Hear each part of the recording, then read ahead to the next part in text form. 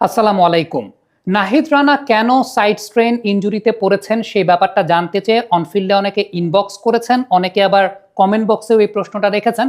সত্যি কথা বলতে যদি প্র্যাকটিক্যালি বিবেচনা করি তাহলে নাহিদ রানা যেই গতির বোলার, এই ধরনের সাইড স্ট্রেন ইনজুরি তার ভবিষ্যতে আরও হতে পারে, এটা আপনি প্র্যাকটিক্যালি মেনে নেন।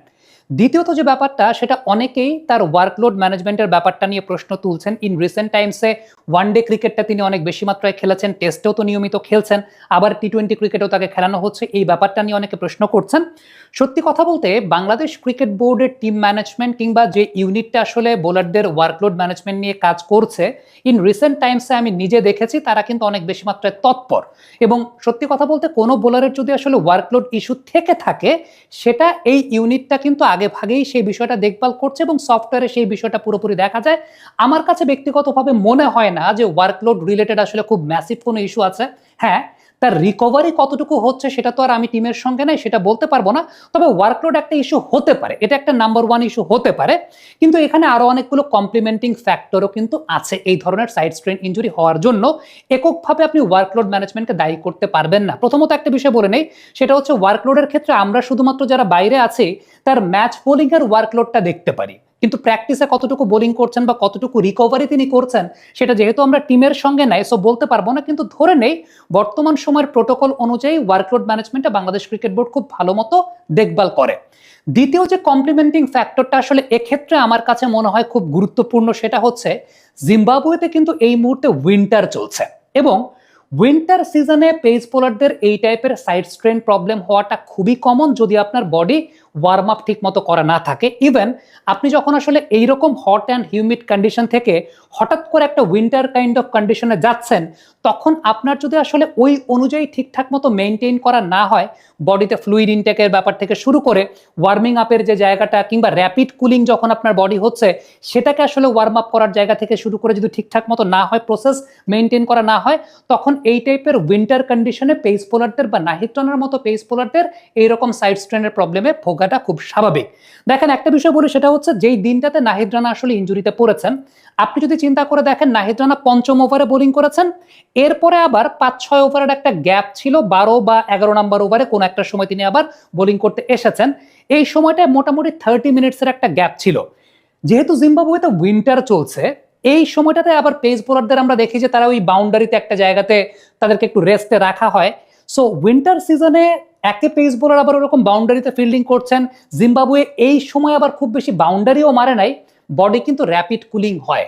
বডিতে র্যাপিড কুলিং যেটাকে আমরা বলি, যে এই সময়টা যেহেতু ওই রকম ভাবে ওয়ার্মিং আপটা হয় না, সো এরপরে আবার যখন বোলিং করতে এসেছেন তখন একটা সাইড স্ট্রেনের প্রবলেম হতে পারে। আবারও বলছি, ব্যাপারটা কিন্তু হতে পারে, কিন্তু সায়েন্টিফিক্যালি উইন্টার যে সমস্ত দেশে চলছে, হঠাৎ করে আপনি যখন একটা মানে এইরকম হট অ্যান্ড হিউমিড কন্ডিশনের দেশ থেকে হঠাৎ করে আপনি একটা উইন্টার কাইন্ড অফ দেশে চলে গেছেন, ওই সময়টা যদি আপনার এই প্রসেসগুলো ঠিকঠাক মতো ফলো না করা হয়, তখন এই র্যাপিড কুলিং এর জন্য এই ইনজুরিটা হতে পারে। এটা হচ্ছে নাম্বার 2, এটা আরেকটা কমপ্লিমেন্টিং ফ্যাক্টর। নাম্বার 3 যে কমপ্লিমেন্টিং ফ্যাক্টর, সেটা হচ্ছে নাহিদ রানার যে বোলিং অ্যাকশনটা, সেটা এমনিতেও তার ল্যাটারাল ফ্লেকশনটা অনেক বেশি। ল্যাটারাল ফ্লেকশন বলতে বোঝায় আসলে যখন বলটাকে রিলিজ করছেন এই বডিটা আসলে এদিকে বেঁকে যাওয়ার জায়গাটা। খুব রিসেন্ট টাইমসে স্টার স্পোর্টস একটা অ্যানালাইসিস দেখানো হচ্ছিল মায়াঙ্ক ইয়াদবকে নিয়ে। Mayank Yadav one of the rarest fast bowlers, যাকে আপনি দেখবেন যে আপনি যদি যখন বল ডেলিভারি করছে, ওপর থেকে হাত থেকে যদি একটা সরল রেখা টানেন, একেবারে তার পায়ের সঙ্গে একই সরল রেখায়। নাহিদ রানার ক্ষেত্রে কিন্তু ব্যাপারটা আপনি সেরকম দেখবেন না, আপনি সরল রেখা টানলে দেখবেন যে পা এক পাশে। আরেকটা বিষয় উল্লেখযোগ্য, সেটা হচ্ছে আমরা যদি মানে বোলিংটা করার সময় থুতনি থেকে আমরা একদম কোর মাসেলের মাঝ বরাবর যদি অ্যাঙ্গেল টানি, যেটাকে আসলে বলা হয়, সেই জায়গাটা আসলে যদি 45 ডিগ্রির চাইতে বেশি বা উইদিন 45 ডিগ্রির মধ্যে থাকে, তাইলে সেই বোলারের আসলে ইনজুরির ঝুঁকিটা আসলে কম থাকে। নাহিদের ক্ষেত্রে যেটা দেখবেন সেটা প্রায় 32 ডিগ্রির মতো, মানে 45 ডিগ্রির অনেক কম। আমরা এটাকে বলি আসলে 90 ডিগ্রির যত কাছাকাছি থাকে আসলে এই জায়গাটা বা এই পজিশনটা, তত সেই বোলারটার এই সাইড স্ট্রেন বা এই টাইপের ইনজুরিতে পড়ার রিস্কটা কম থাকে। মায়াঙ্ক ইয়াদবের ক্ষেত্রে লক্ষ্য করে দেখবেন সেটা কিন্তু 50 ডিগ্রির বেশি বা প্রায় 60 ডিগ্রির বেশি, এরকম কাছাকাছি কিছু একটা আমি স্টার স্পোর্টসের একটা অ্যানালাইসিসে দেখছিলাম।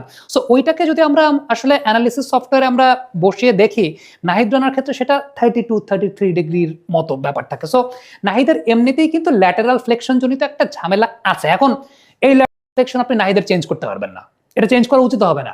এটাকে যদি আপনি চেঞ্জ করতে চান, ও ছোটবেলা থেকে এইভাবেই বড় হয়েছে, ওর বোলিং বায়োমেকানিক্স এইভাবেই, এখন এটাকে যদি আপনি চেঞ্জ করতে যান, এটাকে যদি আপনি ওর সোজা করতে যান, ওর এই পেস থাকবে না। সো এটাকে মেনে নিয়েই ওর এই অবস্থাতেই ওকে আসলে ওইভাবে টেক কেয়ার করতে হবে এবং ওকে নিয়ে ওইভাবেই প্ল্যান করতে হবে, ওইভাবেই খেলাতে হবে। সো এইখানে আপনি একক কোনো ফ্যাক্টর এই জায়গাটা দাঁড় করাতে পারবেন না যে শুধুমাত্র ওয়ার্কলোডের কারণে হয়েছে। এখানে ওয়ার্কলোড একটা ইস্যু হতে পারে, যেহেতু আবার বলছি যেহেতু টিমের সঙ্গে আমরা নাই, সো ওই এক্সাক্ট ডেটাটা তো আমাদের কাছে না, আমাদের কাছে শুধুমাত্র ম্যাচ ডেটা আছে। ম্যাচ ডেটা দেখে আমার কাছে মনে হয় না যে ওয়ার্কলোড খুব একটা বড় ইস্যু হতে পারে। এখন কতটুকু রিকভারি নাহিদ রানার ওইখানে হচ্ছে, একটা ম্যাচ খেলার পর ফ্রিকোয়েন্ট ওয়ানডে ম্যাচ তিনি খেলেছেন ইন রিসেন্ট টাইমসে, কতটুকু রিকভারি হচ্ছে সেটা তো আর জানি না। দ্বিতীয়ত উইন্টার একটা অনেক বড় ফ্যাক্টর, জিম্বাবুয়েতে উইন্টার চলছিল, র্যাপিড কুলিং হয় বডি, সেই জায়গাটা কতটুকু ওয়ার্ম আপ বা এই প্রোটোকলগুলো, এই ধরনের উইন্টার সিজনে যখন আপনি বোলিং করছেন তখন আপনার কতটুকু প্রোটোকল মেনটেন করা হয়েছে, সেটাও একটা অনেক বড় ফ্যাক্টর থাকে। 3 নাম্বার তার নর্মাল বোলিং বায়োমেকানিক্সটার মধ্যেই একটা জায়গা আছে যেখানে আসলে সাইড স্ট্রেনটাকে অনেক বেশি মাত্রায় কমপ্লিমেন্ট করে। সো যেহেতু আমাদের আসলে অ্যাসেট একটাই, মানে সত্যি কথা যদি বলি আমাদের অ্যাসেট একটাই, এই একটা অ্যাসেটকে নিয়ে আসলে খুব বেশি রিস্ক নেওয়ার নাই, মানে এত বেশি তাড়াহুড়া করারও কোনো কিছু নাই যে অস্ট্রেলিয়া সিরিজ নাহিদ রানাকে আসলে খেলতেই হবে বা খেলাতেই হবে, মানে তাড়াতাড়ি তারা মাঠে ফেরাতেই হবে। আমার মনে হয় না যে এত মানে রাশ করার কোনো কিছু আছে, যেহেতু অ্যাসেট একটাই, একটা ইনজুরি যেহেতু এটা হয়েছে, এটা আজ না হয় কাল আসলে হওয়ারই ছিল। এটা হয়, এটা মানে এই গতির প্রত্যেক পেস বোলারের এটা হয়, এটা হবে, ভবিষ্যতে আরো হবে। সো এই জায়গাটাতে যতটুকু পারা যায় কেয়ারফুলি, যতটুকু পারা যায় তাকে ওই যে স্ট্যান্ডার্ড প্রোটোকল যেগুলো আছে একজন পেস বোলার যাতে বা এই লেভেলের পেস বোলার যাতে কম ইনজুরিতে পড়ে সেটা মেনটেন করে খেলানোটাই আসলে সবচেয়ে ইম্পর্টেন্ট ব্যাপার। সো আপনি যদি এককভাবে তার ওয়ার্কলোডকে দোষ দিয়ে থাকেন, আমার কাছে মনে হয় না এককভাবে তার ওয়ার্কলোডের কোনো প্রবলেম আছে। টিমের সঙ্গে যদি আমি থাকতাম তাহলে হয়তো এক্সাক্ট ইনফরমেশন আপনাকে আমি দিতে পারতাম, বাট আমার সীমিত ধারণা অনুযায়ী বা ক্রিকেট সায়েন্সের ধারণা অনুযায়ী এখানে 3টা কমপ্লিমেন্টিং ফ্যাক্টর আছে। ওয়ার্কলোডও হতে পারে, সেখানে উইন্টার সিজনের যে র্যাপিড কুলিং সেটাও হতে পারে, 3 নাম্বার যে ব্যাপারটা তার এন্টায়ার বোলিং বায়োমেকানিক্সের যে ওই জায়গাটা, সেটার একটা জায়গা আছে এবং মানে ওই জায়গাটা নিয়েই তো তিনি এতদিন ধরে বোলিং করে আসছেন। কিন্তু ওই যে 2টা কমপ্লিমেন্টিং ফ্যাক্টর আরও আছে, যে র্যাপিড কুলিং, উইন্টার সিজন জিম্বাবুয়েতে এখন চলছে, মানে ওই জায়গার যে উইন্টার আর আমাদের এখানকার যে উইন্টার, সেটার প্রিপারেশনের একটা ব্যাপার আছে বা সেটার একটা ব্যালেন্সের ব্যাপার আছে। ওই প্রোটোকলসগুলো যদি ঠিকঠাক মতো মেনটেন করা না হয় বডি ওয়ার্মিং আপের, সেক্ষেত্রে এগুলো একটা কমপ্লিমেন্টিং ফ্যাক্টর হতে পারে। সো জানি না আসলে নাহিদ রানার ক্ষেত্রে কি হয়েছে, বাট যেটাই হয়েছে আমার কাছে মনে হয় না তাড়াহুড়া করার দরকার আছে। আবারও বলি অ্যাসেট আমাদের একটাই, রয়ে শোয়ে। কমেন্ট বক্সে আপনাদের মন্তব্য মতামত জানতে চাই, লিখে পাঠাবেন।